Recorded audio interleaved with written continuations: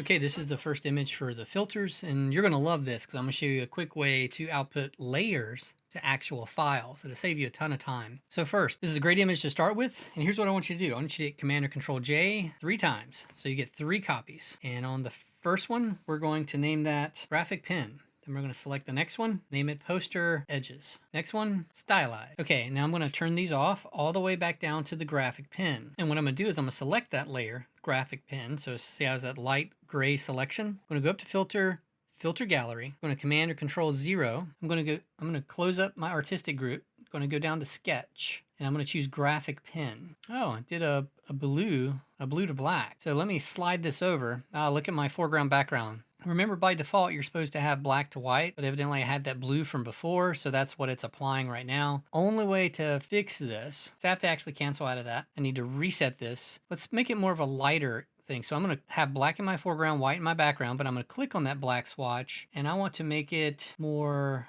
this color, which is, look at my RGB, 253, 167, 74. That way you can get my exact color. Click OK. Go back to Filter Gallery. Close Artistic, which must be the default. Command 0 to fit it in the screen. And turn open Sketch. And choose Graphic Pen. There we go. That looks cool. And I'm just going to click OK. And I'm done with that. I'm going to turn on the next layer and select it. Poster Edges. And this time I will go back and reset my black to white. And actually I'm going to invert that and see what it does. Filter Gallery. And remember, just look through these things. So Poster Edges isn't there. Command or Control 0, although that's pretty cool black and white as well. Artistic, there it is, Poster Edges. Select it. Yeah, that looks sort of like a cartoon, like a graphic novel. Play with your edge thickness till you get something you like. How much posterization I want in the background. I think that looks kind of cool. Maybe take the edge thickness down a bit. I'm just going to click OK. So that one's done. Now Stylize. Turn it on. Make sure it's most selected. Go up to Filter Gallery. Toggle off Artistic, and I'm going to go down to the Stylize folder, which only has the glowing edges in it. I'm going to select that. Command 0 to fit in screen. Oh, that looks really cool. You can adjust your edge width, brightness, and pull up the brightness a touch, and pull that back down. I kind of like the more outline look, smooth. So you see my settings, 2, 8, and 7. Okay, I like that. So you're already done with everything. There's nothing else to do. So what I'm going to do is I'm going to select that background lock to unlock it, converting it to layer 0. I'm going to delete because I don't need it. I just want these 3. And I'm going to go up to File. I'm going to go to File, Export, Layers to Files. I've already named my layers, which is going to carry over to the files. Make sure you find out where you want it to go by clicking Browse, and then navigate to whatever folder you've designated for this assignment. Definitely save it as a JPEG, include the ICC profile, leave it a quality of 12, and just click Run. Export layers to files was successful. So it did it that quick. Here they are. But now that I've done that, I want to tweak this one a little bit. First, I'm going to delete this, delete that. And actually, I need a selection of just the model in the great suit. So I actually need a selection of the model in the great suit. So I reopened that original file. I'm just going to click on Quick Selection, select Subject. Looks like it did a good job. I'm just going to add a layer mask to this. And then I'm going to click and drag it over to my layered document. And remember, if I let go anywhere, see how it didn't, well, you can't see it because it's underneath everything. Pull it to the top. See how it didn't align properly? I'm just going to delete that, come back over, click and drag again, hover over the tab, pull in. Now hold the Shift key and it will perfectly align with what was there below it. Now I don't care at all about the photorealistic image here. I just needed this mask. And then I'm going to grab T for text. Actually, I want to do vertical text, vertical type tool. And I'm going to type COOL. So I think that suit is really cool. Can't even see it. So actually I need to move it over so I can see what's going on. Double click the T to get that. Raise font. I'm gonna hit Command or Control minus just to shrink it a touch. Command T for free transform so I can drag it up a little more. Now for me that kerning is odd. The spacing between the letters. So I'm gonna double click it, open the character panel, and I'm going to adjust that. Yeah, I think that's definitely better. Pull that back a little. That was too much. They're touching. Something like this. I like that. But now I need to hit Command or Control T because everything's relative, because I really want it to dominate up and down. I don't want it to go off the border. Probably want it behind his arm a little bit, which is why I needed that mask. I'm going to hit Enter.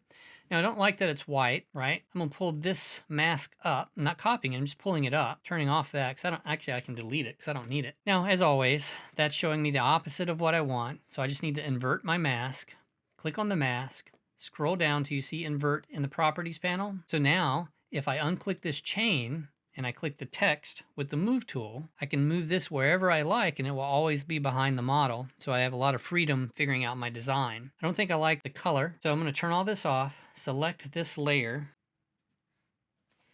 I'm going to add a new layer right above it while I've still got the brush tool selected. And I'm just going to paint some pink. I don't need that. I'm going to drag this above everything.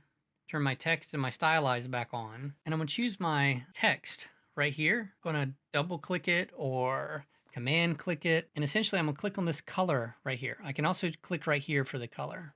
But I'm going to click the color and I'm going to hover over this pink. Say OK. Turns out I'm going to hit Command D to deselect. I didn't actually need this painted layer. I was just backing myself up. V for the move tool. Hold the shift key while I play with the arrows. Now remember, I don't want to move the mask. I want to move the text, so I need to select it. There we go. I think that looks really cool. Maybe even a white stroke or a white drop shadow instead of a blue one. What would a white drop shadow look like? Yeah, I'm not seeing it. So we'll turn that off, go up to a stroke. I don't really like that either. How about an outer glow? There we go. Now we're getting a little what I'm thinking of. Don't want any noise. I want spread, size. So you see what we're doing here. Okay. Now it looks like I'm cropping into his arm right here, and that's because of this effect. If I turn that effect off, it's not cropping into his arm. But I can live with that. So just click OK. You're done with this ad.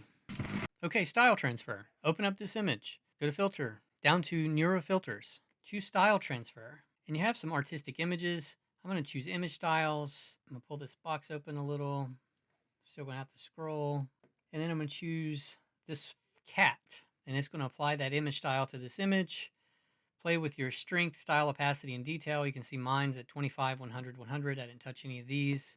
And I'm just going to click OK. Done.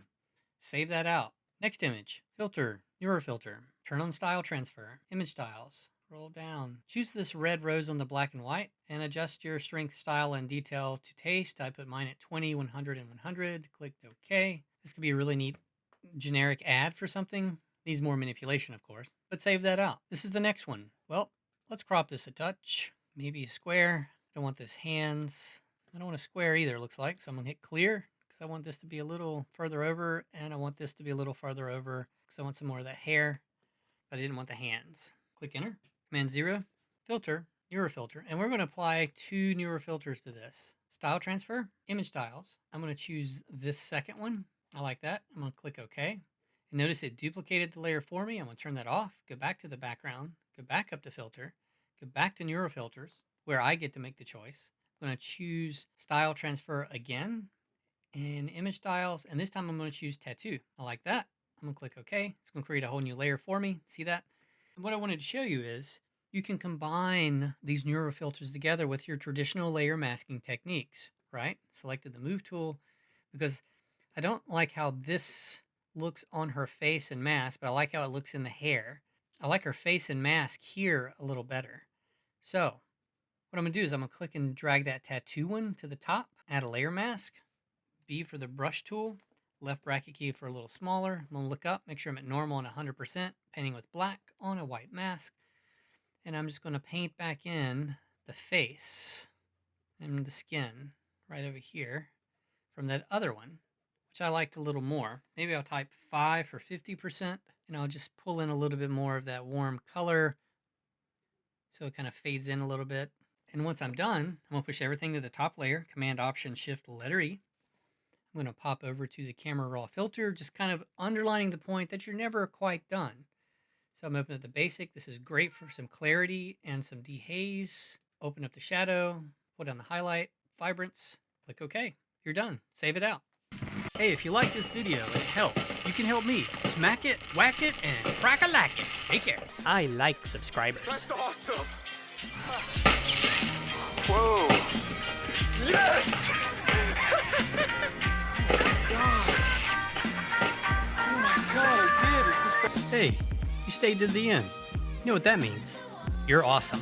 I'm talking about you. Now get out of here.